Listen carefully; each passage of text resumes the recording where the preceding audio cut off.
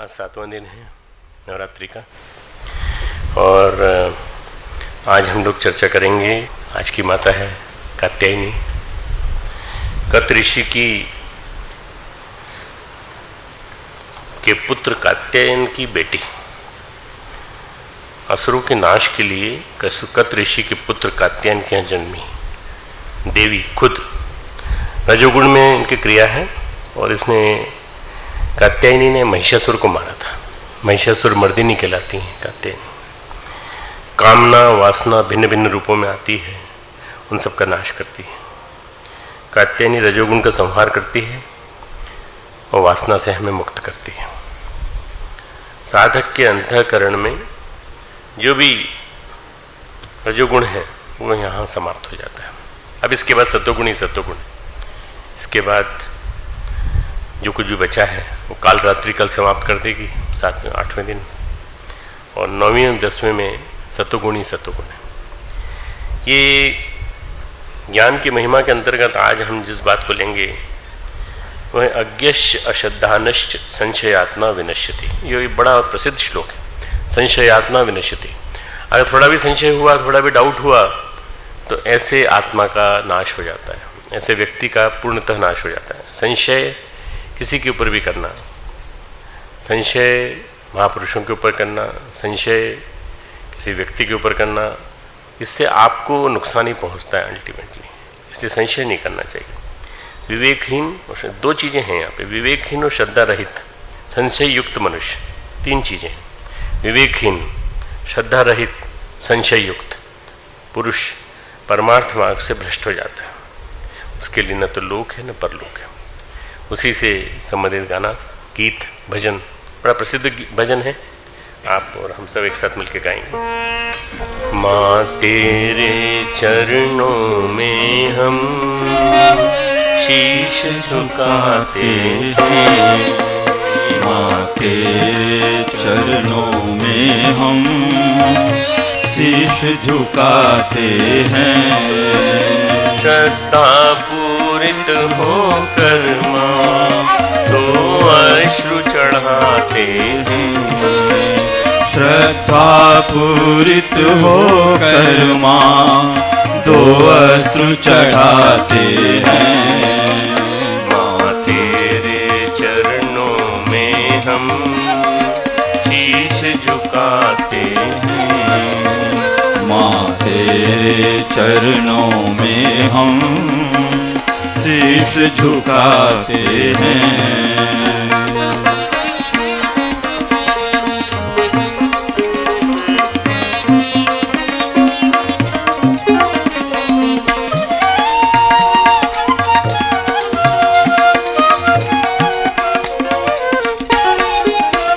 झंकार करो ऐसी माँ सद्भाव उभर आए, झंकार करो ऐसी माँ सद्भाव उभर आए। हुंकार भरो ऐसी माँ दुर्भाव उखड़ जाए, हुंकार भरो ऐसी माँ दुर्भाव उखड़ जाए। सन्मार्ग न छोड़ेंगे माँ हम शपथ उठाते हैं, सन्मार्ग न छोड़ेंगे माँ हम शपथ उठाते हैं। श्रद्धा पूरित होकर माँ तो अश्रु चढ़ाते हैं, श्रद्धा पूरित होकर माँ दो अश्रु चढ़ाते हैं। तेरे चरणों में हम शीश झुकाते हैं।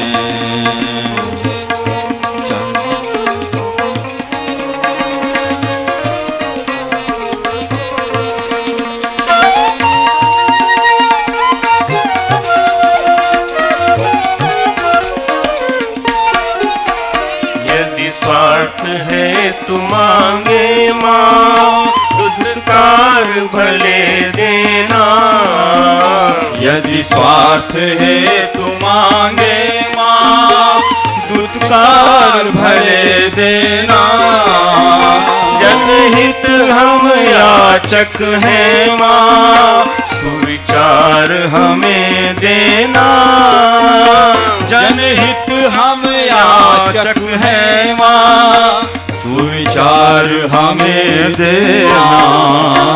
सब राह चले तेरी माँ, तेरे जो कहाते हैं। सब राह चले तेरी माँ, तेरे जो कहाते हैं। श्रद्धा पूरित होकर माँ, तो अश्रु चढ़ाते हैं। श्रद्धा पूरित होकर माँ, दो अश्रु चढ़ाते हैं। माँ तेरे चरणों में हम शीश झुकाते हैं। माँ तेरे चरणों में हम शीश झुकाते हैं।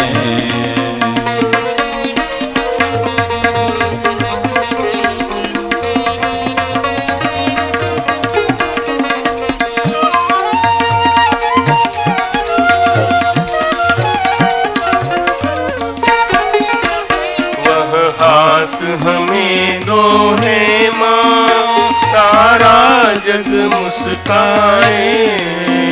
वह हास हमें दो है माँ, सारा जग मुस्काए। जीवन भर ज्योति जले माँ, पर स्नेह न चुक पाए। जीवन भर ज्योति जले माँ, पर स्नेह न चुक पाए। अभिमान न हो उसका माँ, जो कुछ कर पाते हैं। अभिमान न हो उसका माँ, जो कुछ कर पाते हैं। श्रद्धा पूरित होकर माँ, तो अश्रु चढ़ाते हैं। श्रद्धा पूरित होकर माँ, दो अश्रु चढ़ाते हैं। माँ तेरे चरणों में हम शीश झुकाते हैं। माँ तेरे चरणों में हम शीश झुकाते हैं।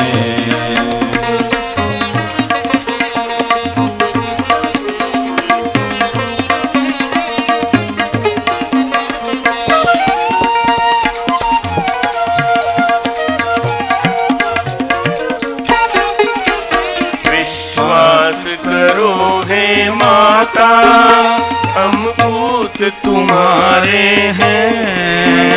विश्वास करो हे माता, हम पूत तुम्हारे हैं।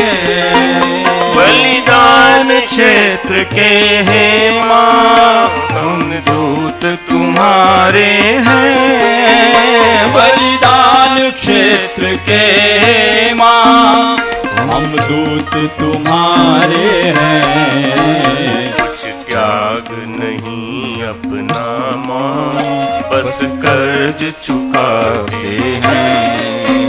कुछ त्याग नहीं अपना माँ, बस कर्ज चुकाते हैं। श्रद्धा पूरित होकर माँ, तो अश्रु चढ़ाते हैं। श्रद्धा पूरित होकर माँ, दो अश्रु चढ़ाते हैं। माँ तेरे चरणों में हम शीश झुकाते हैं। माँ तेरे माँ शीश झुकाते हैं। माँ तेरे चरणों में हम शीश झुकाते हैं।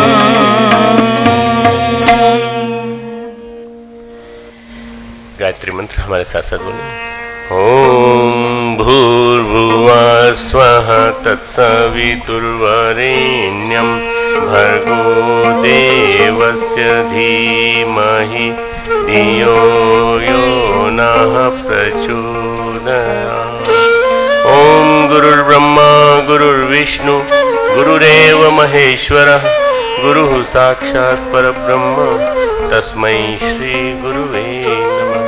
अखण्डमण्डलाकारं व्याप्तं येन चराचरं तत्पदं दर्शितं येन तस्मै श्री गुरुवे नमः। मातृवत् लालयित्री च पितृवत् मार्गदर्शिका नमोस्तु गुरुसत्तायै श्रद्धा प्रज्ञायुता च श्रद्धा प्रज्ञायुता च। प्यारे प्यारे बच्चों, छात्र छात्राओं, हमारे बीच में बैठे हुए फैकल्टी के सभी सदस्य और सभी आमंत्रित हमारे अतिथिगण जो शांतिकुंज से आए हैं। हम लोगों ने 1 तारीख से स्वाध्याय शुरू किया था ज्ञान की महिमा। तो पहले 34वां श्लोक लिया जिसमें हमने श्रेष्ठ शिष्य कैसे बनते हैं इसकी बात की। फिर मोह न विकसित होने पाए इसकी बात 35वें श्लोक में की दूसरे दिन। तीसरे दिन पापी से भी पापी हो तो ज्ञान के माध्यम से उसका छुटकारा हो सकता है पापों से। चौथे दिन 37वां श्लोक लिया कर्मों को समिधा की तरह भस्म कर देंगे। पाँचवें दिन ज्ञान से ज़्यादा कठिन, ज्ञान से ज़्यादा जो है वो पवित्र कुछ भी नहीं ज्ञानेन सदृशं पवित्रमिह विद्यते। फिर उसके 6ठे दिन लिया श्रद्धावान लभते ज्ञानम तत्पर संयतेन्द्रिय। श्रद्धावान को ही ज्ञान मिलता है, बुद्धिमान को नहीं मिलता, श्रद्धावान को मिलता है। बुद्धिमान हो सकता है पर श्रद्धावान होना जरूरी है। बिना श्रद्धा के आदमी को ज्ञान नहीं मिलता। श्रद्धा एक अग्नि की तरह से है जो अंदर से फूटती है। जब फूटती है तो वो भगवान की सारे ज्ञान को, परम सत्ता के सारे ज्ञान को हमें दृष्टिगोचर करा देती। आज है 40वां श्लोक, 7वां दिन है। अज्ञश्च अश्रद्धानश्च संशयात्मा विनश्यति न अयम लोको अस्ति न परो न सुखम संशय आत्मना। इसको लिख लो आप पहले। अज्ञ यानी विवेकहीन, अज्ञ विवेकहीन, विवेक रहित, जिसके पास ज्ञान ही नहीं है, विवेक रहित। और च यानी और, इसके आगे च, अज्ञ च। अश्रद्धा न, श्रद्धा रहित। इन 2 पे प्रहार किया है भगवान कृष्ण ने, विवेकहीन पर और श्रद्धा रहित पर। अश्रद्धा न मतलब श्रद्धा रहित। उसके बाद वो कहते हैं संशयात्मा, संशय से युक्त मनुष्य, डाउट, हर जगह संशय, हर जगह संशय। ऐसा नहीं हो सकता, ऐसा नहीं हो सकता, मेरा मन ऐसा कहता है, ऐसा नहीं हो सकता। संशय, परमात्मा में भी संशय, आस्तिकता में भी संशय, हर चीज में संशय। विनश्यति, विनश्य यानी परमार्थ पद से भ्रष्ट हो जाना, परमार्थ पद से भ्रष्ट हो जाता है। विवेकहीन और श्रद्धा रहित संशय युक्त पुरुष, मनुष्य परमार्थ पद से भ्रष्ट हो जाता है। ब्रैकेट में ऐसे संशयात्मा हो, संशयात्मा न हो, संशयात्मा, संशयात्मा 2 बार आया है। संशयात्मा पहले आया है, फिर संशयात्मा न हो। ऐसे संशयुक्त मनुष्य के लिए न यानी नहीं, अयम, अयम यानी यह, न अयम, संशयात्मनः न अयम लोक, यह संसार है, न नहीं, परह, परलोक है, परह यानी परलोक, परलोक है, च और न ही सुख है। तो 3 चीजें नहीं मिल रही। भगवान कह रहे हैं कि न लोक मिलेगा, न परलोक मिलेगा, न सुख मिलेगा, न ये संसार मिलेगा, न भगवान मिलेगा, न सुख मिलेगा, कुछ भी नहीं मिलेगा। इसलिए ध्यान रखना है हमको कि 3 चीजें बताई उन्होंने, 3 चीजों पर प्रहार किया है। विवेकहीन व्यक्ति, श्रद्धा रहित व्यक्ति, संशय युक्त मनुष्य व्यक्ति, ये 3 चीजें अगर होंगी तो आपको तीनों चीजें नहीं मिलेंगी। न इस लोक में मिलेगा, न परलोक में मिलेगा, न सुख मिलेगा, कभी सुख मिलेगा। और जब सुखी नहीं होगा तो फिर ज्ञान प्राप्ति किस बात की, ज्ञान प्राप्ति किस लिए? यदि अज्ञानता है, विवेक नहीं है, संशय है, श्रद्धा नहीं है, विवेक नहीं है, श्रद्धा नहीं है, तो परिणाम संशय होगा। यानी अज्ञानता और विवेक न होने का परिणाम संशय, डाउट, इन दोनों का परिणाम संशय। विवेक में हम चयन करते हैं, चुनाव करते हैं सही का, ये क्या सही है क्या गलत है। डिस्क्रिमिनेटरी इंटेलिजेंस, इसको डिस्क्रिमिनेट करते हैं हम कि कौन सा सही है कौन सा गलत है। जज एक विवेक के साथ निर्णय लेता है। जज निर्णय लेता है तो ये सोच के लेता है कि ये सही है कि गलत है, दोनों के बीच में क्या सही है। गोस्वामी जी कहते हैं जड़ चेतन गुण दोषमय विश्व कीन करतार, संत हंस गुण गहई पय परिहरि वारी विकार। जड़ चेतन गुण दोषमय, ये संसार जो है जड़ चेतन के गुण दोषों के साथ भरा हुआ है। विश्व भगवान ने जो बनाया है जड़ चेतन दोनों प्रकार के गुण भी हैं दोष भी हैं। संत और हंस दोनों समान रूप से उपाधि दी है। संत पुरुष और हंस जो होता है वो दूध पानी को अलग अलग कर देता है, ऐसे संत भी क्या उचित है क्या अनुचित है इनको अलग अलग कर देते हैं। संसार मिश्रण है, सब कुछ मिला जुला है, आपको क्या चाहिए आपको तय करना है। ये जो प्रकृति है पंच महाभूत की, ये जड़ता है, मनुष्य की जीवात्मा चेतनता है। ये जो प्रकृति है चारों तरफ इंक्लूडिंग आवर बॉडी, ये जड़ है, पर इसके अंदर जो चेतना है उसकी वजह से इसमें प्राण है, उसकी वजह से इसमें उल्लास है। प्रकृति में क्या हम पहचान पाते हैं हम कौन हैं? क्या हम अपने जीवन में वास्तविक स्वरूप पहचान पाते हैं? हम खोए रहते हैं शरीर में, इंद्रियों में, खोए रहते हैं मानसिक उथल पुथल में। बस हमारी यहीं तक सीमा है, इससे ज़्यादा हम आगे सोच नहीं पाते। ये कोई ऊंची भी चीज़ हो सकती है, प्रसन्नता, सुख, आध्यात्मिक सुख, शांति, परमात्मा, इसके बारे में हम सोच ही नहीं पाते। कि अगर हमारी आत्मा जिसमें जड़ चेतन मिले हुए हैं न हो तो शरीर अपना अस्तित्व खो देगा। अगर आत्मा न हो, आत्मा मतलब कॉन्शियसनेस, चैतन्यता न हो, तो हमारा शरीर अपनी अस्तित्व को खो देगा। अगर क्रियाशीलता है तो वो आत्मा के कारण है, जड़ के कारण नहीं है, चेतन के कारण है। चेतन के कारण हम क्रियाशील हैं। ये शरीर है वही शरीर है, लेकिन जीवात्मा को छोड़ देने के बाद उसमें बैक्टीरिया पनपने लगते हैं। अगर आपने उसको मॉर्चरी में नहीं रखा बर्फ की सिल्लियों के बीच में, तो वो तो सड़ जाएगा, बॉडी सड़ जाएगी, डिकम्पोज होना शुरू हो जाता है। वही शरीर ताकत दिखाता है तो जीवात्मा के संशय से, जीवात्मा के आश्रय से अपनी ताकत दिखाता है। जो भी ताकत है, पहलवान में जो ताकत है, एक बुद्धिमान में जो ताकत है, वो केवल आत्मा की ताकत से है और कोई ताकत नहीं है। आत्मा की ताकत, चाहे गांधी हो चाहे चर्चिल हो, दोनों की ताकत जो है, बात जो कह रहे हैं वो केवल एक ही वजह से है, आत्मा की वजह से। जीवात्मा शरण लेती है शरीर में, इसलिए परा और अपरा प्रकृति दोनों मिलकर के शरीर बनता है। परा और अपरा, परा यानी चेतन और अपरा यानी जड़। जड़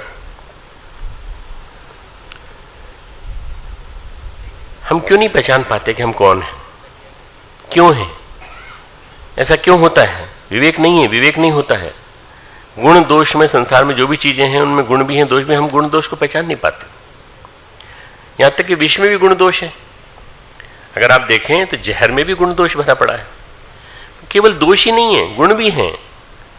विष खा लो तो मर जाएगा आदमी, विष है तो नष्ट हो जाएगा, सर्प का विष है जीवन ले लेगा, पर वही विष औषधि के काम भी आता है। सांप उसको जहर, सांप के जहर को सपेरा निकालता है और उस जहर को बड़ी कुशलतापूर्वक निकाल करके वो बेचता है, और उससे औषधि बनाने वाले औषधि बनाते हैं, मेडिसिन बनाते हैं जो बहुत काम आती है। कई अनेक चीज़ें हैं, संख्या है, कॉपर सल्फेट, क्यूप्रिक सल्फेट, संख्या है, अफीम है, ऐसी अनेक जहरीली चीज़ें हैं जो खा लें ज़्यादा तो शरीर छूट जाए, मर जाए आदमी, मृत्यु आ जाए। उसी से अनेकों जीवनदायी औषधियाँ बनती हैं। अफीम की इतनी औषधियाँ बनती हैं, इतनी ज़्यादा बनती हैं कि सारी गुण दोष हैं उनमें। तो वही विष, वही औषधि, वही विष जो जहर है, जो बिना सोचे समझे ज़्यादा खा लेने पर आपको मार देता है, उसके अंदर गुण भी है। उस गुण को पहचानता है एक अल्केमिस्ट, एक ऐसा आदमी जो केमिस्ट्री को जानता है औषधि का रूप लेता है, जीवन का त्राण करता है, बचा लेता है। कई असाध्य रोग जो हैं वो इससे ठीक हो जाते हैं। पर इसके लिए क्या चाहिए? विवेक चाहिए। विवेक, गुण और दोष की पहचान करके गुण को पहचानना, उसका उपयोग करना, दोष से दूर रहना विवेक के माध्यम से, विवेक के माध्यम से। इसके लिए विवेक चाहिए। चाणक्य ने एक अभियान रचाया यूनानियों को भगाने का। चाणक्य बड़े कुशल राजनीतिज्ञ थे। चंद्रगुप्त को प्रतिष्ठित करने का, चंद्रगुप्त को स्थापित करना है, प्रतिष्ठित करना है, नंद को हटाना है, मगध के विलासी सम्राट को हटाना है। तो इस अभियान में किसी ने उनका साथ नहीं दिया, कोई राजा ने साथ नहीं दिया। उन्होंने कहा नहीं, इतना ताकतवर राजा है और ये ब्राह्मण क्या कर लेगा, बाल खुले लेके घूमता है, चोटी चोटी तब बांधूंगा जब इस नंद को यहाँ से हटा दूंगा। है तो बड़ा जबरदस्त आदमी, बहुत ठोस बातें कहता है, पर इसके साथ नहीं चलने का मन। इसको अपने आप करने दो, अपने आप जैसा जो करना है अपने आप करने दो। उसने प्रेरित किया, एक काम किया उसने, विंध्याचल के डाकुओं को बुलाया। विंध्याचल जानते हो किधर है? विंध्यवासिनी देवी जिसमें है, और मिर्जापुर और सब पूरा इलाका जो है ना, ये विंध्याचल। विंध्याचल के 10 डकैतों को बुलाया और डकैतों को उसने ललकारा। उसने कहा तुम कोई अच्छा काम कर सकते हो दुनिया में? बोले महाराज हम तो डाका डाल सकते हैं और कुछ नहीं कर सकते। नहीं, डाका नहीं डालना है, तुम्हारे पास जो पराक्रम है, तुम्हारे पास जो बुद्धि है, तुम्हारे पास जो बल है, उसका उपयोग करना है देश की रक्षा के लिए। बोले आप कहिए तो सही, जान दे देंगे। डकैतों को प्रशिक्षित किया, तुम डाका डालते हो, लूट मार कर सकते हो, तुम्हारे अंदर बहादुरी है, जुझारूपन है, तुम्हारे अंदर कर्मठता है, तुम बीहड़ों में रहते हो, कोई सुविधा नहीं, कोई साधन नहीं, तुमको कोई सामग्री भी नहीं चाहिए, लग्जरी भी नहीं चाहिए तुमको। क्या तुम जंगलों में ही हिंस्र जंतुओं के बीच में आराम से निश्चिंत होकर जब जीते हो? तुम्हारी हिम्मत है ये तुम्हारी, जिसकी वजह से तुम जीते हो। ये हिम्मत और साहस सही जगह लगना चाहिए। दस्युओं को उसने सभी जगह प्रेरित किया और ये पहली सेना बनी चंद्रगुप्त की, जिसको चाणक्य ने लीड किया। और दस्युओं के माध्यम से उसने सबसे पहले उनकी ताकत क्षीण की। नंद की ताकत को क्षीण करने में डाकुओं की मदद ली। अब तुम कहोगे गलत था, नीति थी, चाणक्य नीति, चाणक्य नीति।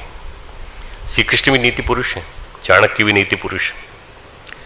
श्री कृष्ण भी नीति के माध्यम से लोगों को मारते हैं और चाणक्य भी नीति के माध्यम से मारते हैं। और नीति के माध्यम से उन्होंने उनके गुणों का उपयोग किया डाकुओं में, डाकुओं की पहली सेना बनी जिसने नंद को चुनौती दी, यूनानियों को चुनौती दी। उधर यूनानियों को चुनौती दी, आधी सेना को यूनानियों के खिलाफ लगा दिया, आधी सेना को नंद के खिलाफ लगा दिया। आधी सेना समाप्त हो गई, सेना का बल ही समाप्त हो गया।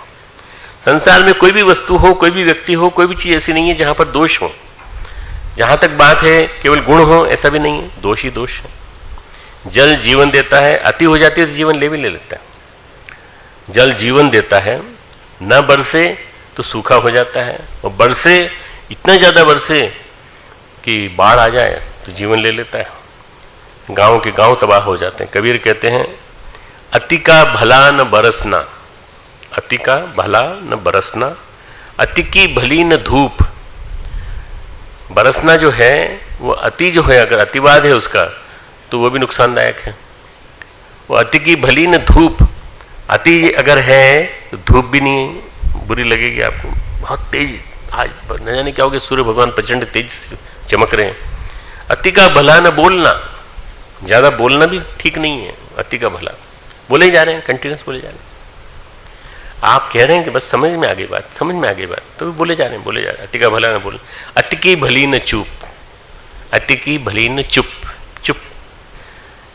चुप का अतिवाद भी बुरा होता है। जहाँ जरूरी है बोलो, नहीं हम तो सब बुराई हो रही होगी, कोई दुराचार हो रहा होगा तो हम देखते रहेंगे, चुप रहेंगे। सज्जन आदमी है ना, हमने कभी गलत काम कभी किया नहीं है, हम क्यों बोलें? तो अतिवाद पे कहते हैं अति का भला न बरसना, अति की भली न धूप, अति का भला न बोलना, अति की भली न चुप। एकदम चुप हो जाओ वो भी अच्छा नहीं, ज़्यादा ही बोलने लग जाओ वो भी अच्छा नहीं। कहीं भी मर्जी आए वहीं टिप्पणी कर दो। हमारे यहाँ एक भाई साहब हैं शांति कुंज में, वो जब बात करते हैं तो हम लोग घबरा जाते हैं, क्योंकि वो जब आए हैं तो कम से कम 15 20 मिनट में अपनी भूमिका बनाएंगे। तो हम उनसे कहते हैं भाई साहब अपनी बात संक्षेप में 5 मिनट में कह दें, पहले क्या क्या कहने आए हैं। बोलना पड़ता है, अगर न बोलें तो हमारा सिर खा जाएंगे, हमें पूरी तरह से यहाँ से उठ के जाना पड़ेगा, या इनको उठवा के रवाना कराना पड़ेगा कि भाई साहब एक है, नाम नहीं बताऊंगा मैं तुमको, तुम पहचान लोगे उनको, अगर जब तुम मिलोगे उनसे, तुमको मिलने की इच्छा हो तो मैं तुमसे मिलवा भी दूंगा, ताकि तुमको पता चल जाए कि अति का भला न बोलना कैसा होता है। और कुछ लोग ऐसे चुप रहते हैं, शांत, बिल्कुल चुपचाप। भाई साहब आपके सामने वो साइकिल उठा के ले गया, आपने कुछ नहीं बोला, अरे क्या उसकी जरूरत होगी, ले गया वो। अरे आपके सामने लड़की को छेड़ रहा था, दुपट्टा उठा रहा था, आपने कुछ नहीं कहा, अरे चलता रहता है। तो ये चुप, ये अतिवाद है, अतिवाद। ऐसा मत करो। सब जगह दोष हैं, सब जगह गुण हैं, लेकिन गुणों को परखना, इन गुणों को अपनाना, दोषों को त्यागना। ऐसा नहीं कि जो गुण है वो हर जगह गुण है, हर जगह गुण नहीं है। किसी खास जगह वो गुण है, किसी खास जगह वो दोष है। आवश्यकता के अनुसार गुण दोषों का निर्धारण होता है। योग्यता के अनुसार, आयु के अनुसार चीजें गुण बन जाती हैं। गोस्वामी जी लिखते हैं एक बात, तुलसीदास जी लिखते हैं, जो बालक कह तोतली बाता, जो बालक कह तोतली बाता, मतलब जो बालक तोतली बात भाषा में बात करता है, वही मुदित सुनी भितु और माता, उसको सुनकर माता और पिता प्रसन्न हो जाते हैं। अब वही बालक मान लो 25 साल का हो जाए और फिर के पापा दी आप कहते हैं, तो लगेगा बीमार है भैया, इसका हमने इलाज नहीं कराया, इलाज उसी समय करा लिया होता ठीक था। क्यों? उस समय तो अच्छा था, जब वो शुरू में बचपन में था तब तक तो ठीक था, पर अब तो तोतली बात नहीं बोलना चाहिए। माता पिता सुनते हैं, बड़े लोग हंसते हैं, मुस्कुराते हैं बच्चे, और बच्चे जो हैं जब डॉक्टर के ले जाएंगे तो बच्चे कहेंगे कि भाई पहला शब्द तो बच्चा बोलता है हकला कर अटक करके, माँ बाप बड़े खुश होते हैं। तो उसके बाद अगर वो बोलने लगे तो फिर उसका मतलब ये कि बीमारी है, कोई ना कोई बीमारी है, या तो मानसिक रूप से विकास नहीं हो पाया। ये जो पहचानना है, जीवन जीना है, सही क्या है गलत क्या है, इसके लिए विवेक चाहिए। विवेक यानी डिस्क्रिमिनेटरी विजडम, डिस्क्रिमिनेटरी विजडम। विवेक का मतलब होता है नीर क्षीर विवेक, दूध और पानी को अलग कर दें, क्या गलत है क्या सही है, उन दोनों को अलग करने की जिसमें सामर्थ्य हो, वो डिस्क्रिमिनेटरी इंटेलिजेंस, ऐसी बुद्धि होना चाहिए। विवेक चाहिए तो ज्ञान चाहिए, दृष्टि चाहिए, समझ चाहिए, सोच चाहिए। ज्ञान चाहिए, दृष्टि चाहिए, सोच चाहिए, समझ चाहिए,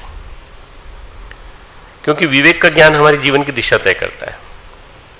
विवेक जो हमारा किस कैपेसिटी का है, जैसे टाइट्रेशन करें तो हमारे अंदर विवेक कितना है, थर्मोमीटर से टेम्परेचर नापते हैं, इससे से एक आध्यात्मिक व्यक्ति किसी आदमी का विवेक नापेगा, इसका विवेक कितना है, हमारे लिए बताता है सही राह क्या है, गलत क्या है, हमारे निर्णय, हमारे निर्धारण, दिन प्रतिदिन की जीवन शैली, सब कुछ विवेक पर निर्भर करता है। कैसा विवेक है हमारा? विवेक है हमारे अंदर तो हमारी जीवन शैली सही होगी। अनावश्यक गुस्सा नहीं करेंगे, अनावश्यक क्रोध नहीं करेंगे, अनावश्यक किसी के ऊपर जरूरत से ज़्यादा कृपालु नहीं हो जाएंगे कि भाई जा तेरी सब गलती माफ़ की, ये क्यों, ये भी नहीं, जहाँ होगा जरूर निर्णय भी लेंगे।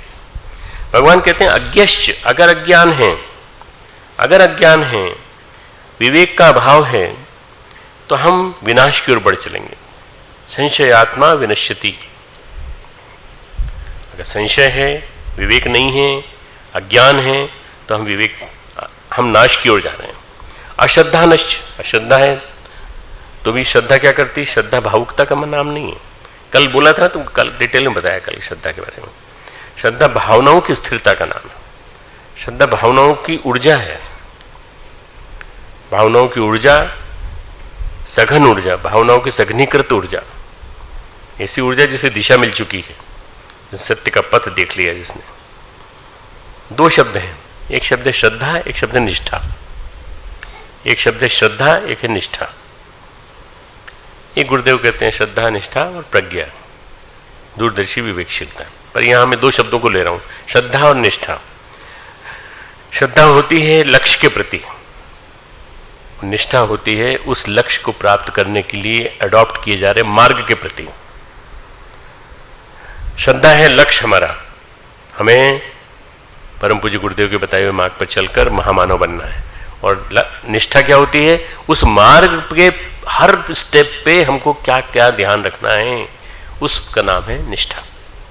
Dedication to the cause, dedication to the cause. उसके ऊपर जो हमारे जो कॉज है उसके लिए हमारा डेडिकेशन कितना है। एक गंतव्य है, एक उद्देश्य है, उसके प्रति जो श्रद्धावान है वो थके बिना रुके बिना चलते रहेंगे, चाहे कंटकों से भरा रास्ता हो चाहे पथरीला रास्ता हो। आप सोचिए कि श्रद्धा भावनाओं का तत्व है, सोचिए श्रद्धा भावनाओं का तत्व है। जब हम अपने किसी परिजन से मिलने जाते हैं, इसके प्रति हम प्रेमपूर्ण हैं, इसके प्रति हमारे भाव बड़े गहरे हैं, मार्ग का पता ही नहीं चलता। मान लो पिताजी का समाचार मिला, पिताजी ने बुलाया है, पिताजी से मिलने जा रहे हैं, आहा क्या बात है, रास्ते का पता नहीं चलता, दूरी का पता नहीं चलता, भारी नहीं लगता टाइम, ये लगता है मार्ग कठिनाई, रास्ते की उलट पुलट पता ही नहीं चलती, बस हमें जाना है, उनसे मिलने जाना है। एक अभी अभी शादी करके सेना से छुट्टी लेकर के आया हुआ एक सैनिक अपनी प्रेमिका पत्नी से मिलने जा रहा है, पत्नी से मिलने जा रहा है, तो रास्ता पता ही नहीं चलता उसको, ऐसा उमंग है कि सीटी बजाता हुआ, गाने गाता हुआ, आराम से मस्त होता हुआ चला जाता है वो। रास्ते में भाई साहब दिक्कत हुई, अरे कौन सी दिक्कत, क्या दिक्कत।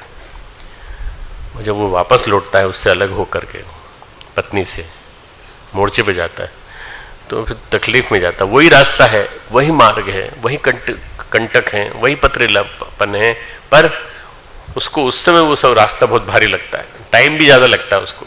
अरे राम, कहाँ वापस जाना पड़ रहा है जल्दी। 1 महीने के अंदर में छुट्टी 1 महीने की मिली थी और 10 दिन के अंदर नोटिस आ गया कि जल्दी आ जाओ, बॉर्डर पे जरूरत है तुम्हारी। जो हमारा गंतव्य है वहाँ हम जब जाते हैं मार्ग का पता ही नहीं चलता।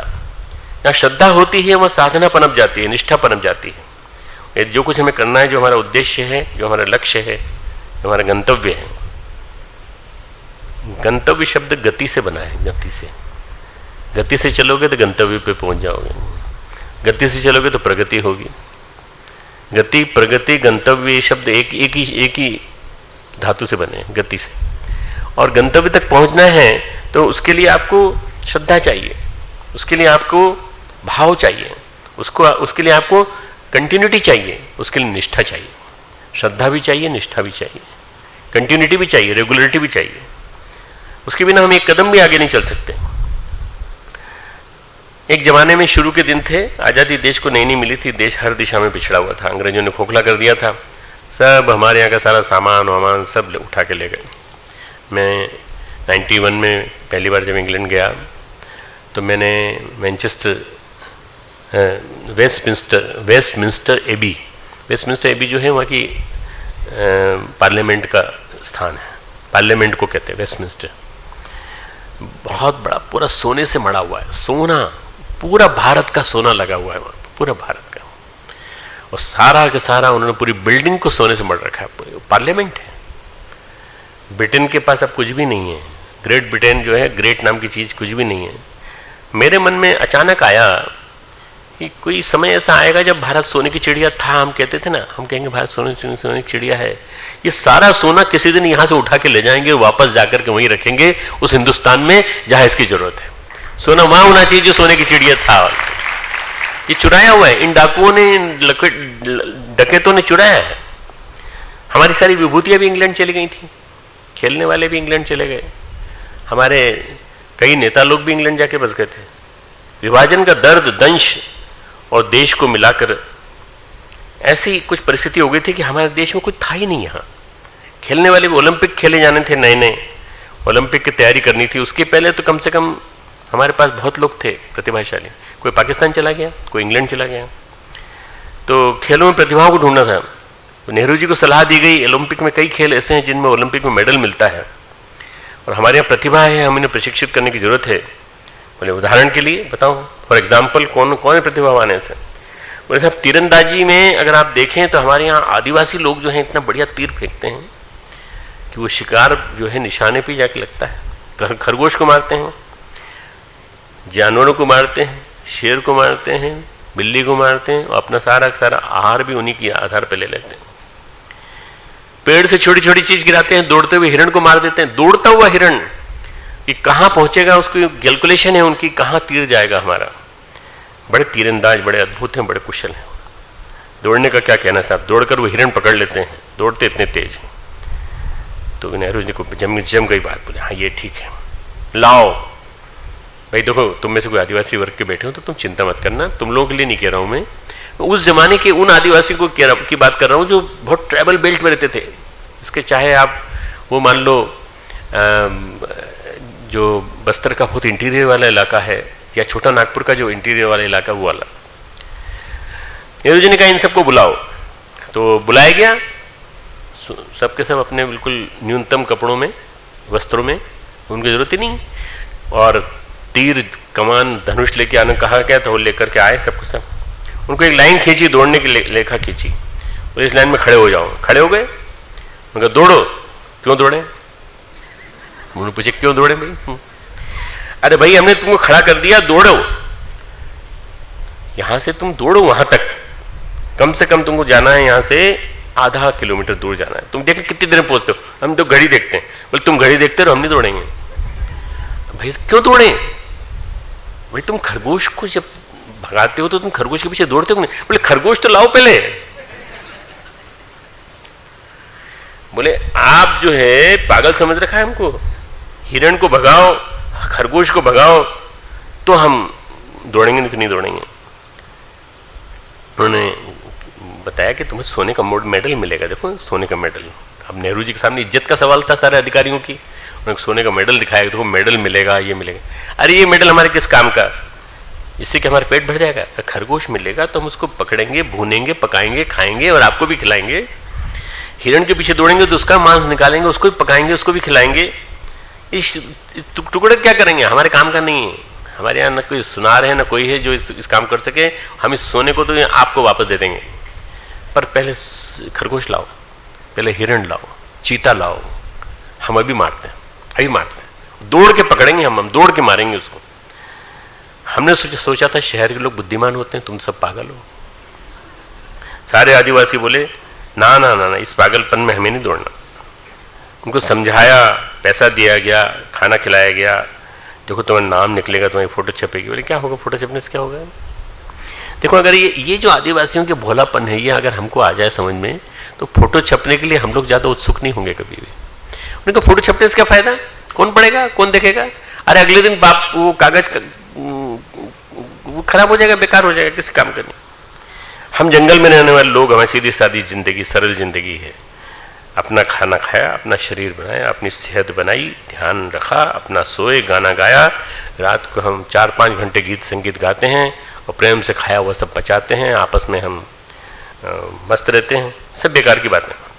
पूरी टीम जो खेल विभाग की चुनी गई थी समझाने के लिए आदिवासियों को, वो समझा ही नहीं सकी उनको कि दौड़े क्यों। जो दौड़ने में कुशल है वो दौड़ने के लिए तैयार नहीं हुए। क्यों दौड़े? क्योंकि लक्ष्य स्पष्ट नहीं है, लक्ष्य स्पष्ट नहीं है। और लक्ष्य स्पष्ट समझाने में समझाने वाले स्पष्ट नहीं है कि कैसे समझाया जाए। अज्ञश्च अश्रद्धानश्च, अश्रद्धानश्च, लक्ष्य के प्रति उनके मन में भरोसा ही नहीं है, विश्वास ही नहीं है, श्रद्धा ही नहीं है उनके मन में। भाई जब खरगोश ही नहीं है तो हम कैसे मारेंगे, कैसे तोड़ेंगे? क्या करेंगे? हमारा कर्म, हमारे कर्म की कुशलता, कर्म की शक्ति तब प्रकट होगी जब हमारे लक्ष्य के प्रति श्रद्धा होती है। हमारे कर्म की कुशलता तब प्रकट होती है जब हमारे सामने लक्ष्य स्पष्ट होता है और उसके प्रति हम मन में श्रद्धा होती है। क्रांतिकारियों की टोली फांसी पर चढ़ने को तैयार थी। उनको मालूम था इस कर्म का नतीजा, काकोरी जेल को लूट रहे, काकोरी के ट्रेजरी को लूट रहे हैं अगर हम, तो इसका नतीजा फांसी है। अगर हम पार्लियामेंट में विस्फोट कर रहे हैं तो हम हल्ला मचाने के लिए कर रहे हैं भले ही, परंतु जब पकड़ में आ जाएंगे तो ये लोग हमको फांसी पर चढ़ा देंगे। भगत सिंह को मालूम था, बिस्मिल को मालूम था, सुखदेव को मालूम था, राजगुरु को मालूम था। उनकी ऊर्जा चरम पर आ जाती है, उनकी ऊर्जा चरम पे आ जाती है जब शहीद लोग जो होते हैं, इनके अंदर भगवान का एक ऐसा गुण होता है जिसको अवतारी गुण कहते हैं। अवतारी गुण, गुरुदेव ने कहा है अवतार के 3 रूप, संत, सुधारक और शहीद। संत में, सुधारक में और शहीद में भगवान की चेतना पीक पे होती, शिखर पे होती। संत में भी, सुधारक में भी और शहीद में भी, तीनों में इनमें भगवत चेतना शिखर पे होती। कितनी कर्मठता, कितनी कार्यकुशलता, कितनी ऊर्जा, कितना वेग, कितना संवेग श्रद्धा प्रकट कर देती है। अगर हम कहें कि मनुष्य जीवन में शक्ति का चरम स्रोत क्या है तो वो है श्रद्धा। श्रद्धा चरम स्रोत। आदमी जीवन दे देता है पूरा, इसके लिए पूरा जीवन लगा देता है। सब कुछ छोड़ छाड़ के साहब हम तो गुरुदेव के काम में लग गए, पूरा जीवन लगा दिया। लगे हुए 40 साल से, 50 साल से, 60 साल से। इतने सारे लोग हैं जो आज 80 साल 90 साल के हैं 50-60 साल से लगे हुए हैं। कल परसों एक बूढ़े बाबा जी आए थे, बोले 1940-41 में गुरुदेव से पहली बार मिला मैं। फिर उसके बाद मैंने 46 में मैंने दर्शन किए उनके तपोभूमि में। मैंने कहा तपोभूमि बनी नहीं थी तब तक, तो बोले मेरा बूढ़ा हो गया 90 साल का ना, इसलिए मेरे को याद नहीं रहा। तपोभूमि नहीं, अखंड ज्योति संस्थान गया था। फिर 56 में बोले मैंने 54 में मैंने दीक्षा ली, 56 में मैंने यज्ञ में भाग लिया। मैंने कहा इतने साल हो गए, आपको कोई पछतावा तो नहीं होता कुछ कि कितने साल से आप काम में लगे हो? बोले अरे ये शरीर काम आ गया, भगवान के काम आ गया, अवतारी चेतना के काम आ गया, इससे ज़्यादा और क्या हो सकता है? ये है धन्य होना। श्रद्धा जब देश के प्रति पनपती है, श्रद्धा जब महापुरुष के प्रति पनपती है, तो बलिदानियों की टीम, बलिदानियों की टोली निकल पड़ती है जीवन की परवाह किए बिना। जिस पे हम मच्छर मक्खी नहीं बैठने देते, जिस शरीर पे जरा सा मच्छर मक्खी बैठ तो जाए, फट से एकदम मार देते हैं, उस शरीर पर हम गोली खाते हैं, उस शरीर पे हम गोली खाते हैं। क्यों? हंसते हंसते कुर्बान हो जाते हैं। क्यों? देश के लिए, समाज के लिए, राष्ट्र के लिए।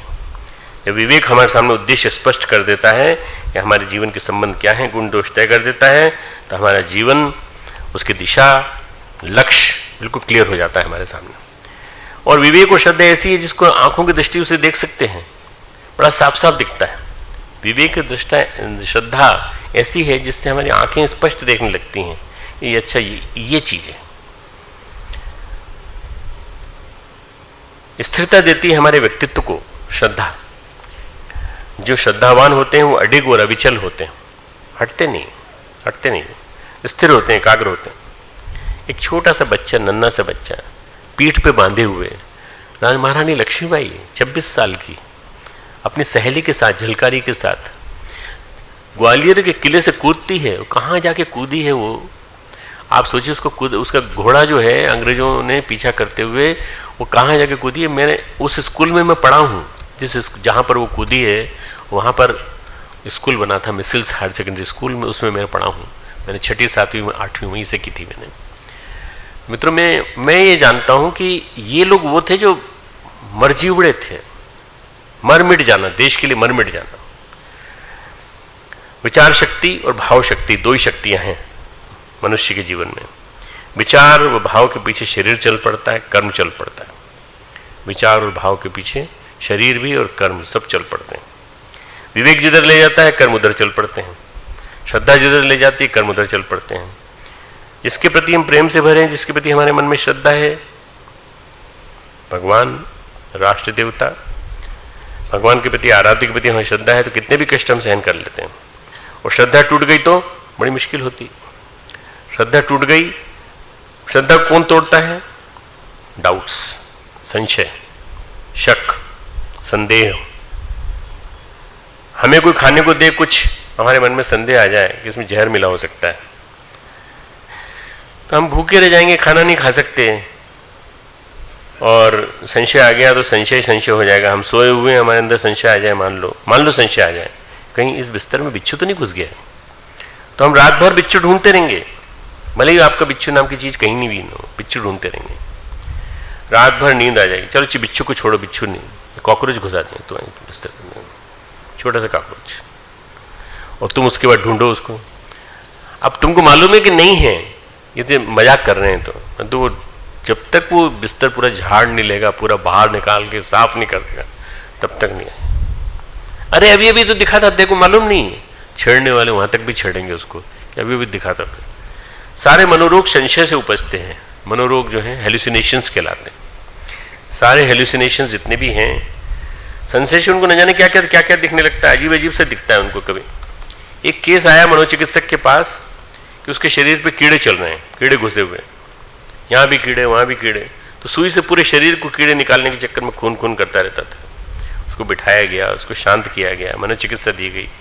धीरे धीरे उसके मन से कीड़े दूर हो गए। धीरे धीरे उसको समझ में आ गया कि मेरे शरीर में कीड़े नहीं। उसके पिता के प्रति उसकी भावनाएं बड़ी गड़बड़ थी। पिता के प्रति उसके मन में बहुत ज़्यादा गुस्सा था। उसके पिता अरबपति थे, बात इंग्लैंड की है। तो वो क्या करता था कि पैसे मांगता था, तो इतना अरबपति बाप, और 1 पाउंड निकाल के देने में उसको पसीना आ जाता था, नहीं देता था, पॉकेट मनी नहीं देता था। तो बेटा जो है उसने अपने हाथ को सुई से कोंचना चालू किया और कहा कीड़े खा रहे हैं देखो मेरे शरीर को। तो बाप के उसने 5000 पाउंड हर सप्ताह खर्च करवाए अस्पताल में जाने के। जब तक बाप के पैसे खर्च नहीं हो जाएंगे तब तक मुझे शांति नहीं मिलेगी। बाप के पैसे खर्च करवाए, इसने कभी हमारी परवाह नहीं की, खाली पैसा कमाता रहता है, हम इसका पैसा बर्बाद करेंगे। विनश्यति, ऐसा आदमी नष्ट हो जाता है। बाद में डॉक्टर्स ने कहा कि कुछ भी नहीं है, चिंता मत करो, ठीक हो गया ये। बाद में निकल जाता है उसके मन में से, लड़के के। जीवन में प्रेम न हो तो सारी प्रेरणाएं मर जाती हैं। जीवन में प्रेम न हो तो सारी प्रेरणाएं मर जाती हैं। श्रद्धा को श्रेष्ठतम प्रेम कहा गया है, आदर्शतम प्रेम। श्रद्धा यानी आदर्शों के प्रति असीम प्यार। कौन प्रेरित करेगा? इंस्पिरेशन का इंस्टिंक्ट खत्म हो जाता है। विवेक न हो तो संशय के पास चरम पर जाके पहुंच जाता है। भगवान कहते हैं संशयात्मा विनश्यति, संशय आ गया तो नाश को प्राप्त हो जाएगा। एक कथा है बड़ी पुरानी, मैं उसका छोटा सा हिस्सा सुना चुका हूँ इन्हीं दिनों क्लास में। माता सती और भगवान शिव, सती और शिव भ्रमण के लिए गए। पहली पत्नी शिव की सती थी, दक्ष की पुत्री।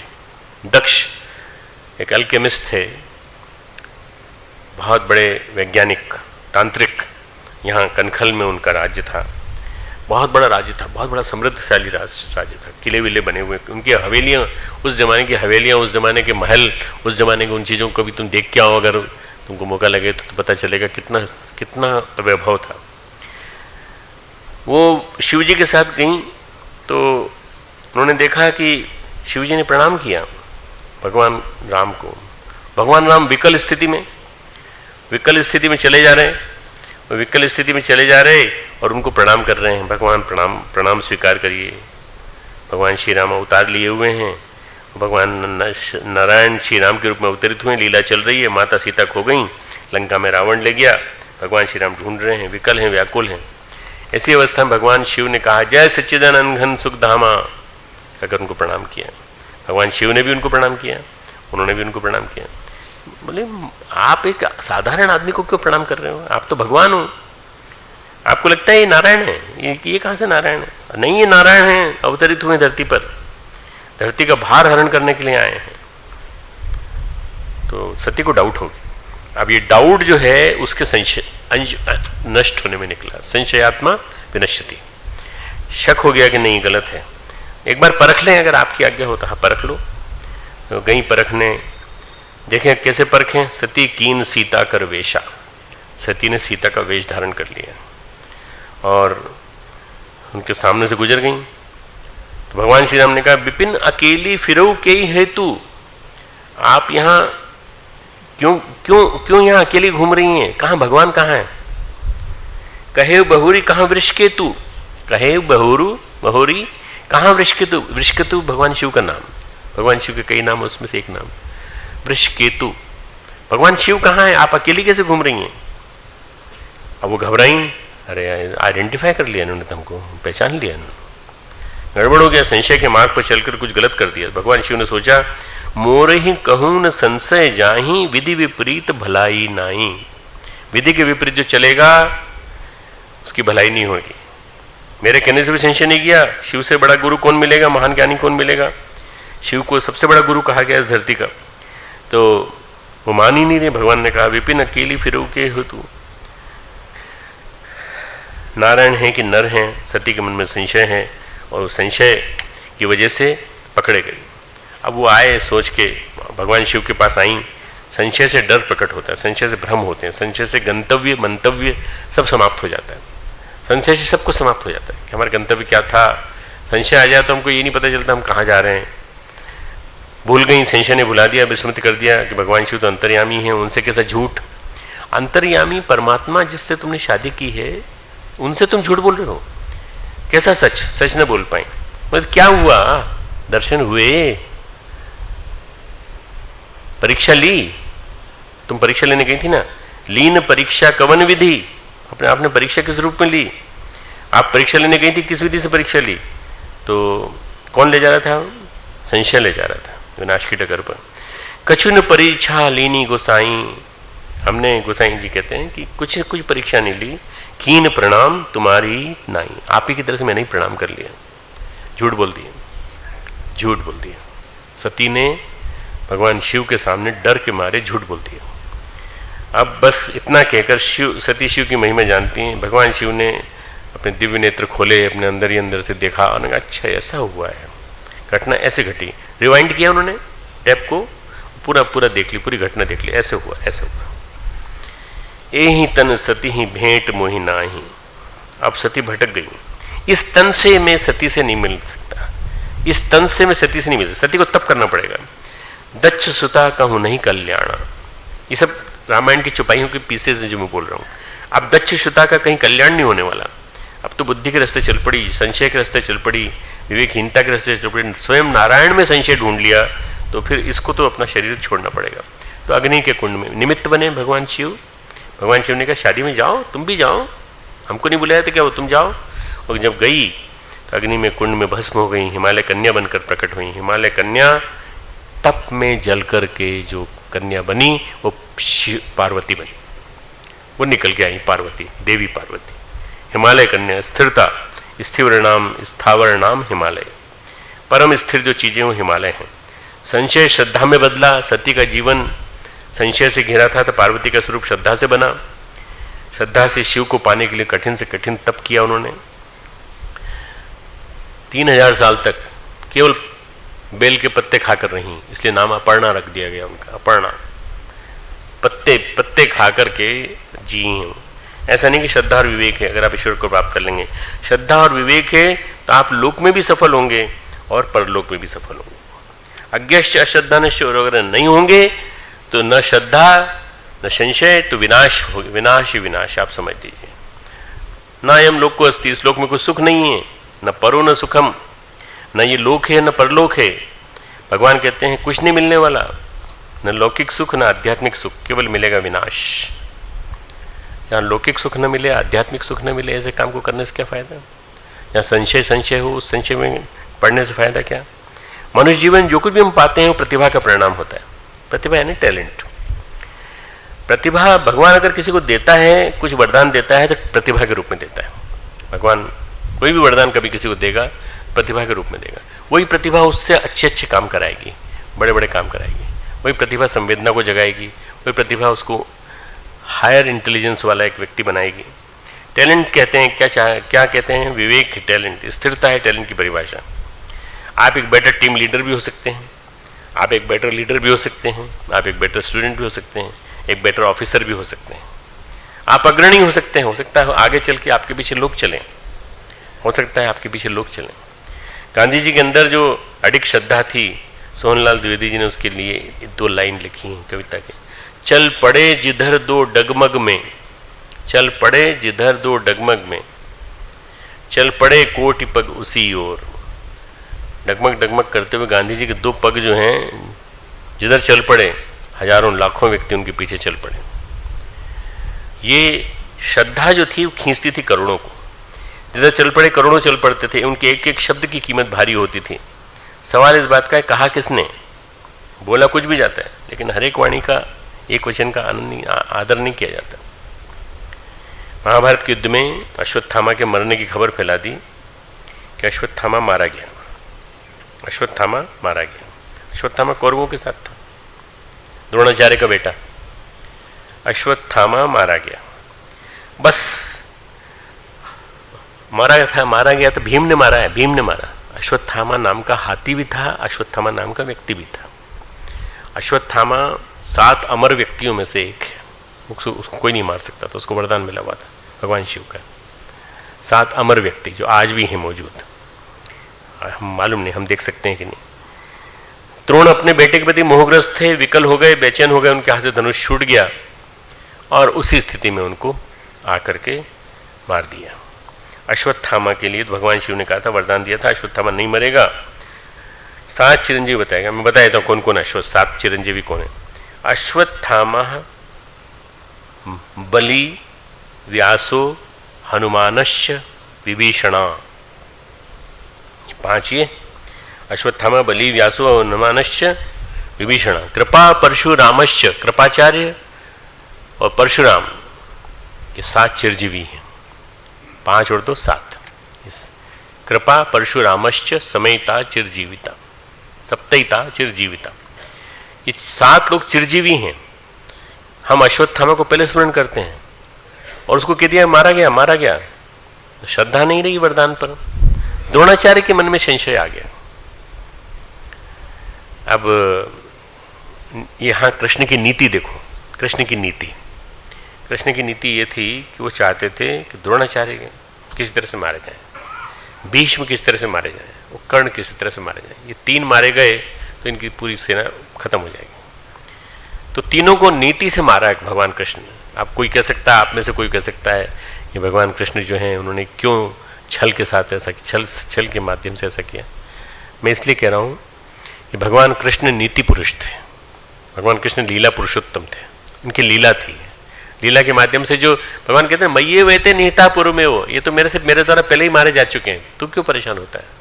तो निमित्त बने। उन्होंने क्या किया कि जो मरा वो हाथी को कुंजर कहते हैं, कुंजर। उन्होंने सोचा कि सबसे ज्यादा सच बोलने वाला व्यक्ति पांडवों में कोई है तो युधिष्ठिर। द्रोणाचार्य ने सोचा युधिष्ठिर हमारा शिष्य रह चुका है, कभी झूठ नहीं बोलता। उन्होंने पूछा क्यों भाई, अश्वत्थामा मर गया क्या, ऐसा चिल्ला रहे हैं जोर जोर से लोग हैं। उन्होंने कहा अश्वत्थामा हतो नरो वा कुंजरो वा, नरो वा कुंजरो वा, नर मारा गया कि कुंजर मारा गया, मुझे क्या मालूम। अब वो कुंजरो वा जब बोल रहे थे उस समय भगवान ने बजा दिया शंख जोर से, और शंख जैसे बजाया तो कुंजरो किसी को सुनाई नहीं पड़ा, भ्रम पनप गया, संशय पनप गया। और उसी समय आकर के उनको द्रोणाचार्य को धृष्टद्युम्न ने आकर सिर काट दिया। धृष्टद्युम्न और द्रोणाचार्य की बहुत पुरानी दुश्मनी थी। ये महाभारत की कथा है, पूरी महाभारत कथा है। संशयात्मा विनश्यति, संशय हो गया वरदान के प्रति, मर गए। जब संशय हो, विवेक न रहे तो हम कैसे लेंगे डिसीजन। हर दिन आपको डिसीजन लेना पड़ता है। संशय नहीं होना चाहिए, डाउट नहीं होना चाहिए, विदाउट डाउटलेस नॉलेज। योजना बनानी पड़ती, कैसे बनाएंगे योजना, हेलुसिनेशन हो जाएंगे हर जगह तो कैसे काम करेगा। तो भगवान कहते हैं ना अयम लोको अस्ति, इस लोक में कुछ भी करने में सक्षम नहीं है आप, कोई भी काम श्रेष्ठ नहीं कर सकते, कोई भी उपलब्धि, कोई भी विभूति नहीं कर सकते यदि आप पीक ऑफ कॉन्शियसनेस पे काम नहीं करते। तो चेतना के शिखर पे जाके जब तक काम नहीं करेंगे, intensity of the action should be very at the peak, उसकी तीव्रता, कार्यों की तीव्रता इतनी होना चाहिए कि पीक पे हो आपके जीवन में। अगर हम देखें महापुरुषों को, विभूतिवानों को, तो कौन कौन सफल हुए। एक वो जो अपने उद्देश्य में टिके रहे, श्रद्धा भरी रही, सही समय पर निर्णय लेते रहे, जब समय आया तो उनके निर्णय खरे साबित हुए। और दूसरे वो जिनका विवेक एकदम साफ हो गया, उद्देश्य पर टिके रहे और श्रद्धा उनकी अडिग होती चली गई। हम उदाहरण लेते हैं एक धीरू भाई अंबानी का उदाहरण। एक बहुत रईस आदमी का है, परंतु उनकी कहानी बड़ी विलक्षण है। उस पर फिल्म बनी, गुरु नाम की फिल्म बनी। बहुत छोटे से शुरू किया था उन्होंने बिजनेस, स्कूल में टीचर थे, धीरे धीरे लोगों का विश्वास जीता, लोगों को प्रेरित किया, फिर एक बिजनेस एम्पायर खड़ा कर दिया उन्होंने। 2 बेटे हैं, मुकेश अंबानी, अनिल अंबानी, दोनों ने मिलकर इसको खड़ा किया, बढ़ाते चले गए। रिलायंस का मतलब क्या होता है, रिलायंस का मतलब क्या है, विश्वसनीयता। रिलायंस बिजनेस से उन्होंने चालू किया तो रिलायबिलिटी, विश्वसनीयता। और धीरूभाई अंबानी ने विश्वसनीयता से लोगों की श्रद्धा जोड़ते चले गए, लोग जुड़ते चले गए। श्रद्धा चुंबक की तरह से होती है, किसी व्यक्तित्व पर लोग श्रद्धा करने लगे तो क्या। गुरुदेव ने कहा हमारे जीवन में ये नहीं कि हमने कितनी बिल्डिंग बना दी है, हमारे बारे में मत सोचना कभी, हमने कितनी बिल्डिंगें बना दी, कितने शक्तिपीठ बना दिए, कितना बड़ा शांतिकुंज बना दिया, कितना बड़ा क्या बना दिया। और गुरुदेव के महाप्रयाण के बाद तो न जाने कितना गुना, 50 गुना हुआ है। किसने किया, गुरुदेव ने किया पूरा। पर वो कहते हैं हमारे बारे में मत सोचना, कितना प्रचार प्रसार हो गया। हमारे जीवन की मूलभूत पूंजी है श्रद्धा। हमने जो कुछ भी कमाया है श्रद्धा के बलबूते कमाया है। श्रद्धा चुंबक की तरह लोगों को जोड़ती चली गई, आज भी जोड़ रही है तो गुरुदेव से जोड़ रही है और चुंबक की तरह जोड़ती चली गई। हम लोग निमित्त बने हुए हैं। 1 से 2, 4, 5, 25, 50 बढ़ते चले गए, विवेक से सही निर्णय होते चले गए, जीवन बढ़ता चला गया। अगर हम ये कहें जीवन की समूची ऊर्जा का आधार कहीं पर भी हो तो श्रद्धा और विवेक होता है, तो बड़े से बड़े अभियान सफल हो जाते हैं। अगर विवेक न रहे, श्रद्धा न रहे, तो बड़े से बड़े अभियान नष्ट हो जाते हैं। एक डिसीजन हुआ, सर्जिकल ऑपरेशन होना है। सर्जिकल थेरेपी की ना, अभी थोड़े दिन पहले सर्जरी की है अपन लोगों ने पाकिस्तान की, और एक आध 2 दिन में शायद फिर से करने वाले हैं सर्जरी। क्यों करने वाले हैं? जहाँ कहीं विकृति पनप जाए, विकृति को निकाल देना चाहिए। उन सब लोगों को हटा दिया गया, उन सब लोगों को समाप्त कर दिया गया जो आतंकवाद की गतिविधियों को भारत में फैला रहे थे। न जाने कि बैठे बैठे सनक आती है, वहाँ बैठे रहते हो और हमारे यहाँ के मस्ती करते हो, बदमाशी करते हो। तो बदमाशी करने वालों क्या करेंगे? चांटा मारेंगे कि नहीं? हमारे यहाँ से गए ये लोग, और जब चल पड़े तो जो हमारे वो थे जाबाज, जो कमांडोज थे, उन लोगों ने कुछ संशय नहीं रखा। उनसे पूछा गया कोई शक, जब भी आर्मी में कोई माहौल बनता है तो पूछा जाता कोई शक, ब्रीफ कर दिया गया पूरा, तुमको ये करना, तुमको ये करना, तुमको ये करना, तुमको ये करना, सीधा मार के आना है। कोई शक नहीं, कोई शक नहीं सर, वो करके आएंगे। संशय पैदा हुआ तो हम विनाश की डगर पर चल पड़े। संशय अगर पैदा होता तो विनाश की डगर चले जाना। संशय नहीं पैदा होना चाहिए। हमें आध्यात्मिक सफलता पानी है, हमें योगी बनना है, महात्मा बनना है, परमहंस बनना है, तो हमें 2 चीज़ों की जरूरत पड़ेगी, विवेक और श्रद्धा। विवेक और श्रद्धा, discriminatory intelligence and adorable faith. श्रद्धा, वहाँ संसार में जीना है, सांसारिक जीवन जीना है, संसार में सफल होना है, तो क्या चाहिए? विवेक और श्रद्धा। फिर सांसारिक जीवन में भी सफलता के लिए यही चीज़ें हैं, और आध्यात्मिक जीवन में सफलता के लिए चीज़ें। जहाँ पाल सार्त्र, एक फ्रेंच फिलोसोफर हुए, उन्होंने कहा मनुष्य को चैन की सुविधा है, उसका जीवन चैन से परिभाषित है। चैन का आधार क्या है? विवेक। आप किसका चयन करते हैं ये आप पर निर्भर है। जिसका चयन आप करते हैं, दरवाजे उसी के लिए खुल जाते हैं, डगर उसी के लिए बन जाती है। बात यह है कि चयन किसका किया? ज्यां पाल सार्त्र, ज्यां GEON, ज्यां PAUL, पाल SARTRE, अस्तित्ववादी, नास्तिक कहा जाता है इनको, अस्तित्ववादी दार्शनिक। करीब करीब 50-60 साल हो गए इनको गए को। उन्होंने ये एक सिद्धांत दिया उन्होंने कि आप चयन अगर गलत करेंगे तो विनाश होगा, और चयन अगर सही करेंगे तो विकास होगा। चयन का आधार है विवेक। कुछ लोग ऐसे होते हैं, चयन किया उन्होंने, दिखने में तो मृत्यु को प्राप्त हो गए। उदाहरण के लिए भगत सिंह आज़ाद, लेकिन मृत्यु के बाद अमर हो गए, हिस्टोरिकल हीरो हो गए, इतिहास के नायक बन गए। उनका विवेक इतना मजबूत था कि उस डगर पर सैकड़ों लोग चल पड़े। तो जाने कितने अनगिनत व्यक्ति हैं जिनके माँ बाप को नहीं मालूम कि उनका बेटा कहाँ चला गया, पर वो फांसी पर चढ़ गया। दक्षिणेश्वर की मिट्टी को हाथ में लेकर फांसी पर चढ़ गया, और फांसी पर चढ़ गया पर उसने खबर तक नहीं करी, पेपर में उसका नाम नहीं आया, स्वतंत्रता संग्राम सेनानी नहीं बना, परंतु देश के लिए मर गया। ऐसे ही लोगों ने हमको आज़ादी दिलाई है मित्रों। हम क्या चयन करते हैं इस पर निर्भर करता है। जब हम देखते हैं, युद्ध देखते हैं, विनाश देखते हैं, तो हम देखते हैं कि वहाँ चयन गलत हुआ है, चयन गलत हुआ है। वहाँ जो बैठा हुआ है दुष्ट, जमाते उद्दुआ और न जाने क्या क्या नाम रख दिए, तरह तरह के ढेर सारे, जैश मोहम्मद, और ये सब लोगों को एक ही चीज़ दिन रात दिखाई पड़ती है, कश्मीर कश्मीर कश्मीर कश्मीर। जिसको फ्रूट हो और इनको जेब इनके बास्केट में काट के दे दिया जाए फ्रूट।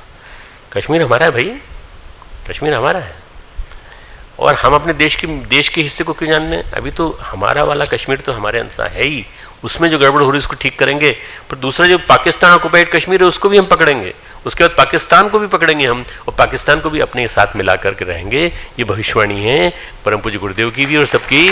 पाकिस्तान को मिलाना पड़ेगा, जबरदस्ती मिलाना पड़ेगा। तो वहाँ क्या है, वहाँ चयन गलत हुआ है। जो विकल्प चयनित किए गए, जिन विकल्पों को चुना गया, विकल्प गलत थे। हम श्रद्धा मजबूत करने के लिए, श्रद्धा को दृढ़ करने के लिए महात्मा गांधी के नेतृत्व को, और उनके साथ साथ और उस जमाने के जो सफल लोग थे, सुभाष चंद्र बोस, सरदार पटेल, इतने व्यापक रूप से सफल क्यों हुआ? इतने व्यापक रूप से सफल इसलिए हुआ कि लोगों को उनके व्यक्तित्व के प्रति आस्था थी। एक घटना सुनाता हूँ महात्मा गांधी की। समूचे देश के नायक थे, लोग उनको महात्मा कहते थे, बापू कहते थे। उन्होंने देहरादून में एक सभा की। देहरादून उस जमाने में गाँव जैसा था, छोटा सा। मैदान था और देहरादून में महावीर त्यागी ने सभा कराई। महावीर त्यागी रक्षा मंत्री थे अपने देश के सबसे पहले रक्षा मंत्री। उन्होंने गांधी जी ने आह्वान किया, देश को, राष्ट्र को तुम्हें धन की आवश्यकता है, तुम अपने धन दे सकते हो, तुम्हारे गहने दे सकते हो, जो कुछ दे सकते हो दो। गांधी जी बहुत अच्छे वक्ता नहीं थे, पर अपील उनकी दिल को छूती थी। गांधी जी की बात थी तो लोगों ने अपने धन दिया। गांधी जी की बात हम लोग विश्वास दिलाते हैं, तुम्हारे धन का एक भी कण बर्बाद नहीं जाने देंगे, भगवान गांधी जी ने कहा। और जब सब दे दिया गया तो पोटली में इकट्ठा कर लिया गया। पोटली में इकट्ठा करके वो गिनने के लिए बैठे, क्या क्या आया भाई, देखो इसको बेचना है, कल पैसा इकट्ठा करना है, इससे अपने को आज़ादी की लड़ाई लड़नी है। एक महिला की एक कान की बाली मिली, दूसरे कान की बाली नहीं मिली। गांधी जी ने कहा हो नहीं सकता। त्यागी जी महाराज बोले, महावीर त्यागी जी बोले, महाराज कहीं खो गई होगी। कैसे खो गई होगी भाई, हमने कहा था कि हम तुम्हारे धन का, संपत्ति का सही उपयोग करेंगे, तो उसने दोनों को दोनों बाली निकाल के दी होंगी। एक कहीं हमारी लापरवाही से खोई है, जाओ ढूंढ के लाओ। तो 2-3 लोग गए ढूंढने के लिए, और ऐसे ही देख के आगे कहा बूढ़ाऊ पागल है, कहाँ दूसरी बाली कहाँ मिलेगी यहाँ पर। उन्होंने वापस आके कहा, महाराज नहीं मिली वो, तो बापू नहीं मिली वो। बोले ऐसा कैसे हो सकता भाई, जिस बापू के लिए बिरला, जमनालाल बजाज, पूरा बिजनेस एम्पायर इस देश का, उस जमाने के अंबानी और अडानी थे, बिरला और जमनालाल बजाज पूरा खजाना खोले बैठे थे, उनको एक चीज सता रही थी, उनको कि बाली कहाँ चली गई। उस जमाने में लाइट थी नहीं, सड़कों पे बिजली नहीं चलती थी, सड़कों में मशाले लालटेनें जला करती थी।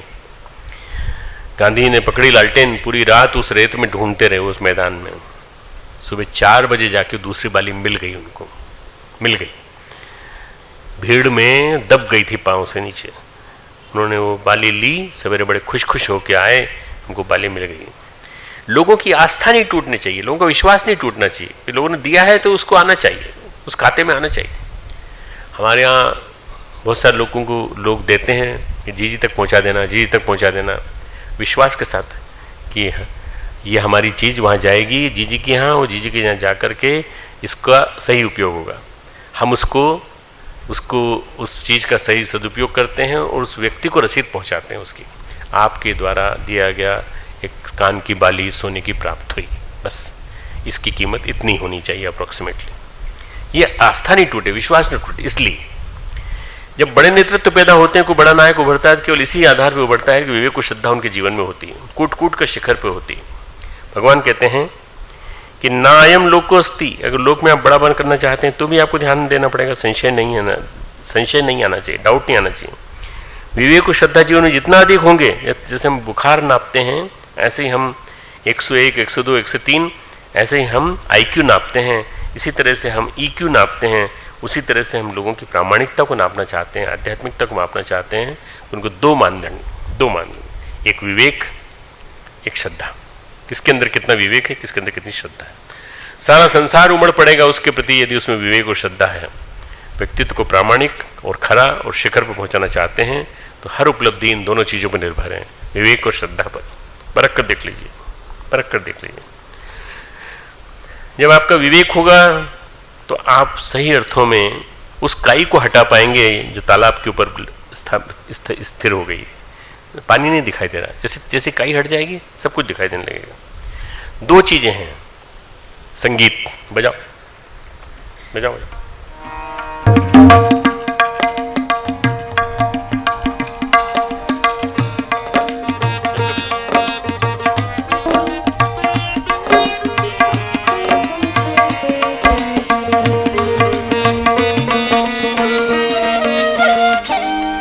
संगीत है, वो शोरगुल करके दिखाओ, जरा से शोरगुल करके दिखाओ, अलग अलग बजाओ, अलग अलग, बिना सुर के, बिना ताल के बजाओ, बजाओ।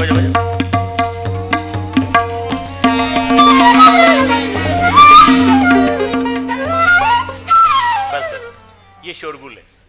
संगीत और शोरगुल एक ही इंस्ट्रूमेंट से पैदा हो रहे हैं, पर दोनों में अंतर है। संगीत और शोरगुल में अंतर है। इनमें कोई व्यवस्था नहीं, कोई लय नहीं है। जब वही शोरगुल, वही ध्वनि अपना लय पा लेती हैं, ताल पा लेती हैं, सुर को व्यवस्थित कर देते हैं, तो परमात्मा जैसा संगीतकार परमात्मा जैसा संगीत का निर्माता सारे संसार के शोरगुल को संगीत में कर देता है, व्यवस्थित बनाता है। विवेक के आधार पर, श्रद्धा के आधार पर, जिनका विवेक प्रखर है वो संसार के पीछे छिपे संसार का आचरण मुस्कुरा रहे परमात्मा को देख सकते हैं। जिन्होंने जाना, जिन्होंने देखा, उन्होंने इसी बल पर देखा। ज्ञान का मार्ग विवेक से है और भक्त का मार्ग श्रद्धा से है। ज्ञान का मार्ग विवेक से है, दो मार्ग हैं, ज्ञान का मार्ग और श्रद्धा का मार्ग, भक्ति का मार्ग। दोनों में दोनों हैं, भले एक कम हो एक ज़्यादा हो। कहीं श्रद्धा बलवती है तो कहीं विवेक, कहीं आचार्य शंकर हैं, कहीं आचार्य तुलसी हैं, दोनों विद्वान हैं। कहीं सूर हैं और रसखान हैं जो पढ़े लिखे भी नहीं हैं। उन्होंने जान लिया, ढूंढ लिया। सूर अंधे थे, दिखता नहीं था, लेकिन अपनी श्रद्धा से ब्रज में, ब्रज की रज में, ब्रज की कुंजों में उन्होंने कन्हैया को ढूंढ लिया, कन्हैया खोज लिया। कहते थे कि बाल कृष्ण कन्हैया मेरे सूर की बाबा की लाठी पकड़ करके मुझे रास्ता पार कराते थे, मुझे नदी पार कराते थे। लोग कहते थे ऐसे बोलते हो आप, अरे नहीं देख लो, आके देख लो।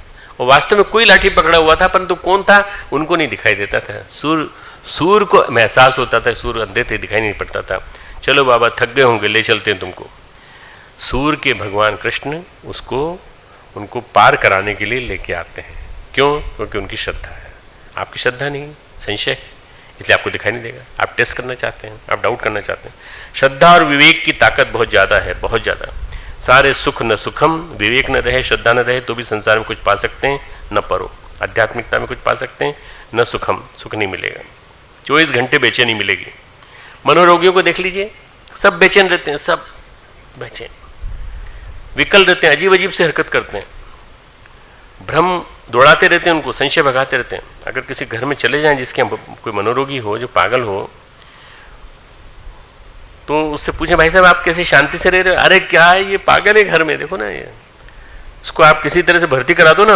हम कितनी बार, 2-3 बार भर्ती करा के आए, वापस वो यहाँ छोड़ गए, फिर वहाँ जीना उनका हराम करता है और यहाँ हमारा जीना हराम कर दिया। मेंटल एसिलम, 3-4 बार शौक लग जाते हैं, फिर भी इसके बावजूद भी अजीब अजीब सी हरकतें करता रहता है। क्यों?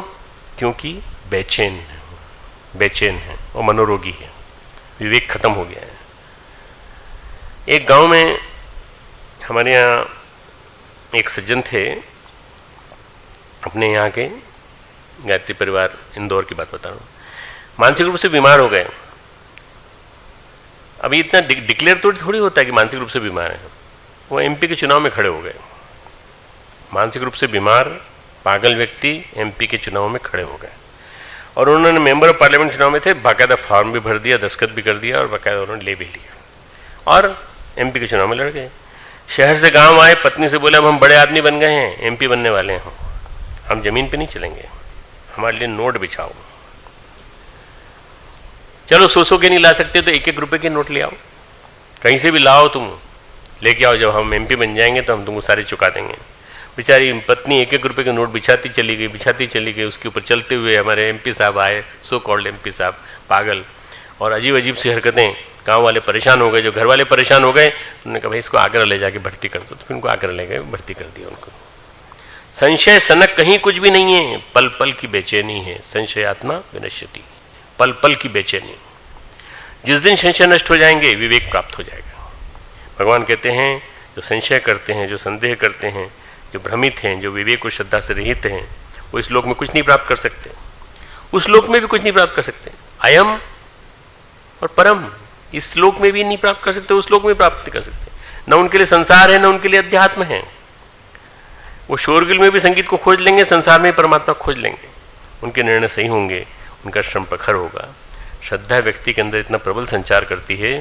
श्रद्धा इतनी पावरफुल एनर्जी है कि उसका एनर्जी लेवल इतना हाई रहता है कि ऐसे लोग कभी थकते नहीं। अरे साहब 18-18 घंटा काम, 20-20 घंटे काम करने की ताकत आ जाती है उनके अंदर। क्यों? क्योंकि गुरु की शक्ति साथ में है ना, श्रद्धा की शक्ति साथ में है। थकते नहीं, थक करके नई ऊर्जा, नया जीवन मिल जाता है। संसार पाना चाहें, भगवान को पाना चाहें तो जरूरी है 2 चीज़। कोई तुमसे पूछे कोई 2 चीज़ें बता दो भगवान के लिए हमें, विवेक और श्रद्धा। विवेक और श्रद्धा 2 चीज़। श्रद्धा से जो अनुभूति होती है, जो एहसास होते हैं, वही ज्ञान है, वही आपके व्यक्तित्व को व्यापक प्रामाणिक ईश्वरी बनाता है। विवेक और श्रद्धा नर से नारायण होने का मार्ग है। विवेक और श्रद्धा नर से नारायण होने का मार्ग है। अब हम कल और परसों 2 दिन रह गए हैं, तो कल और परसों 2 दिन में ये नर से नारायण कैसे बने इसके बारे में हम लोग बात करेंगे। आज हम जो संकीर्तन करेंगे बड़ा जोरदार है।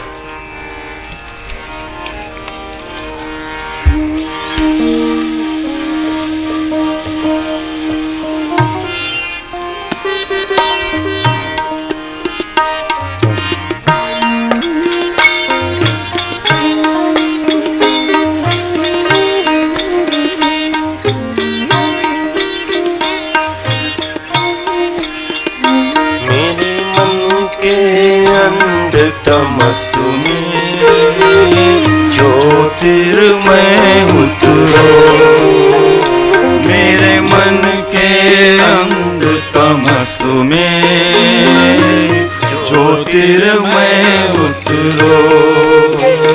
जय माँ जय माँ जय माँ जय जय माँ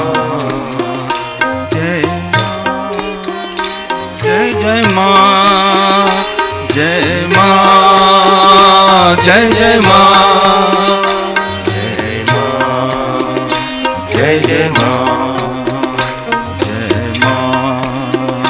जय माँ। कहाँ यहाँ देवों का नंदन, कहाँ यहाँ देवों का नंदन, मलयाचल का अभिनव चंदन, मलयानिल का अभिनव चंदन, मलयाचल का अभिनव चंदन, मलयाचल का अभिनव चंदन, मेरे उर के उजरे मन में करुणामय विचरो, करुणामय विचरो, मेरे मन के अंध तमस में ज्योतिर्मय उतरो, मेरे मन के अंध तमस में ज्योतिर्मय उतरो। जय माँ जय माँ जय माँ जय माँ जय माँ जय माँ जय माँ जय जय माँ।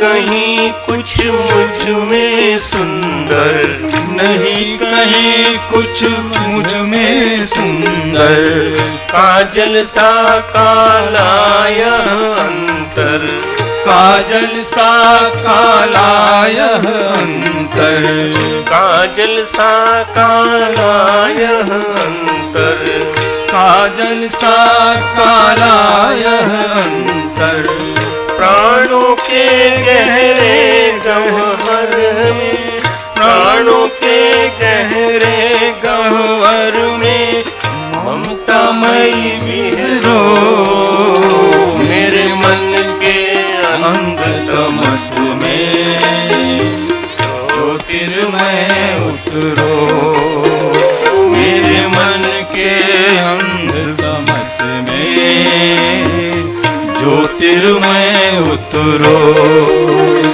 जय माँ जय माँ जय माँ जय जय माँ जय माँ जय जय माँ जय माँ जय जय माँ जय माँ जय जय माँ जय माँ जय जय माँ जय माँ जय जय माँ जय जय माँ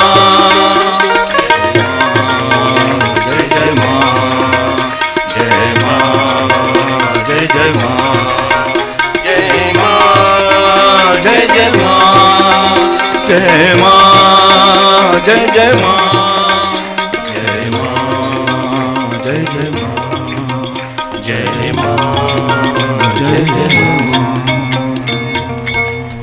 आनंदमय क्षण के लिए गुरु सत्ता को नमन।